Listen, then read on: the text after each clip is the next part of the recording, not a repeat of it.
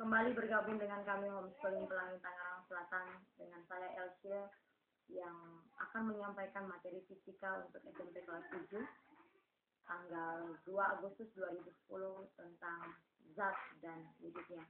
Pengertian zat adalah sesuatu yang mempunyai massa dan mempunyai menempati ruang. Kita melihat ada 3 macam zat. Yang pertama adalah zat padat, contohnya adalah batu, kayu, dan besi. Kemudian ada zat cair, air, minyak, dan alkohol. Kemudian ada zat gas, contohnya seperti udara, helium, dan hidrogen. Yang berikut kita akan melihat adalah massa jenis. Yang pertama adalah massa jenis zat. Massa jenis zat adalah massa zat per satuan volumenya, atau rumusnya Rho sama dengan M per V. Rho adalah massa jenis dengan satuan kilogram per meter kubik atau gram per sentimeter kubik. Kemudian M adalah massa dengan satuannya kilogram atau gram, dan V adalah volume dengan satuan meter kubik atau sentimeter kubik.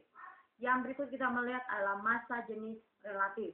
Massa jenis relatif adalah perbandingan massa suatu zat dengan massa jenis air. Yang berikut adalah massa jenis campuran. Massa jenis campuran adalah perbandingan dari jumlah massa beberapa zat dengan jumlah volumenya. Atau Rho campuran sama dengan massa pertama tambah massa kedua tambah massa ketiga dibagi dengan volume 1, volume 2, dan volume 3. Yang berikut kita akan melihat tentang wujud zat dan perubahannya. Yang pertama, wujud zat itu dibagi atas 3 bagian, yaitu yang pertama adalah zat padat. Zat padat mempunyai ciri-ciri sebagai berikut. Yang pertama, bentuk dan volumenya tetap. Yang kedua, susunan partikel-partikelnya sangat teratur dengan jarak yang sangat rapat atau saling berdekatan. Yang ketiga, gaya tarik-menarik antar partikelnya sangat kuat. Yang keempat, gerakan partikel-partikelnya sangat terbatas. Kemudian kita melihat zat cair. Zat cair mempunyai ciri-ciri sebagai berikut. Yang pertama adalah bentuknya berubah-ubah sesuai dengan wadah atau tempatnya. Kemudian, susunan partikel-partikelnya kurang teratur dengan jarak yang renggang. Kemudian kita melihat pada zat cair itu volumenya tetap. Gaya tarik-menarik partikelnya lemah, sedangkan gerak partikel-partikelnya lebih bebas tetapi sulit meninggalkan ikatannya. Yang ketiga adalah zat gas. Zat gas mempunyai ciri-ciri sebagai berikut. Yang pertama, bentuk dan volumenya berubah-ubah sesuai dengan bentuk dan volume wadahnya.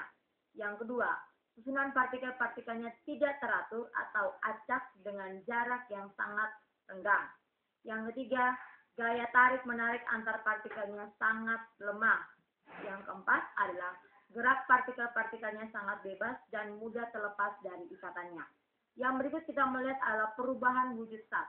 Perubahan wujud zat yang pertama adalah perubahan fisika dan yang kedua adalah perubahan kimia. Perubahan fisika adalah perubahan zat yang tidak disertai dengan terbentuknya zat lain jenis baru. Sekarang misalnya contoh, dari wujud gas ke wujud padat itu disebut dengan mengkristal. Sedangkan dari padat ke gas kita sebut dengan menyublim. Kemudian dari gas ke cair kita sebut dengan mengembun, dan dari cair ke gas kita sebut dengan menguap. Dari padat ke cair kita sebut mencair atau melebur, dan dari cair ke padat kita sebut dengan membeku. Kita lihat yang berikut adalah perubahan kimia. Perubahan kimia adalah perubahan zat yang disertai dengan terbentuknya zat baru. Contohnya, pembakaran pada kertas akan menghasilkan nyala api, kemudian asap, dan terakhir adalah abu. Kemudian kita melihat gaya tarik pada zat. Gaya tarik pada zat terdiri atas 2 bagian. Yang pertama adalah gaya kohesi dan gaya adhesi. Gaya kohesi adalah gaya tarik-menarik antar partikel yang sejenis. Contoh, gaya tarik-menarik antar partikel air. Kemudian gaya adhesi adalah gaya tarik-menarik antar partikel-partikel yang tidak sejenis. Contohnya, gaya tarik-menarik antar partikel air dengan dinding tabung kaca. Berdasarkan kedua gaya di atas, zat-zat yang dicampurkan akan membentuk beberapa kemungkinan sebagai berikut. Yang pertama adalah kapilaritas. Kapilaritas adalah peristiwa naik atau turunnya permukaan zat cair dalam pipa kapiler atau pipa sempit. Contoh, naiknya minyak tanah pada sumbu kompor. Yang kedua adalah tegangan permukaan. Tegangan permukaan zat cair adalah kecenderungan permukaan zat cair untuk merenggang sehingga permukaannya seperti ditutup oleh suatu selaput tipis yang elastis sebagai akibat kohesi antara partikel-partikel zat cair. Contohnya, mengapungnya silet pada air atau di atas air. Dan contoh yang ketiga atau bagian yang ketiga adalah meniskus. Meniskus adalah kelengkungan permukaan zat cair dalam tabung atau bejana. Demikian materi fisika untuk kelas 7 untuk hari Senin tanggal 2 Agustus 2010. Sekian dan terima kasih.